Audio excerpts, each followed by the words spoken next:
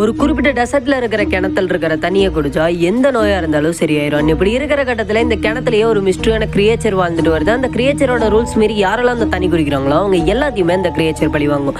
And இப்படி இருக்க அவங்க அம்மாவுக்கு உடம்பு சரியில்லை அப்படின்னு சொல்லி ஒரு 3 பிரதர்ஸ் அந்த கிணத்துல இருந்து தண்ணி எடுக்க வராங்க.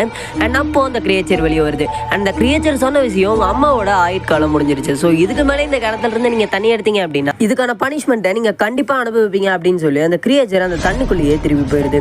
பட் இவங்க அந்த கிரியேச்சர் பேசினதெல்லாம் பெருசாக எடுத்துக்காம அந்த தண்ணியை எடுக்க ஆரம்பிக்கிறாங்க. எடுத்துட்டு போய் அவங்க அம்மாவுக்கு கொடுக்குறாங்க. அண்ட் அந்த அம்மாவும் அந்த தண்ணி குடிச்சோன்னே இமீடியட்டா எல்லா நோயும் சரியாகி எந்திரிச்சு நிற்க ஆரம்பிச்சிடுறாங்க.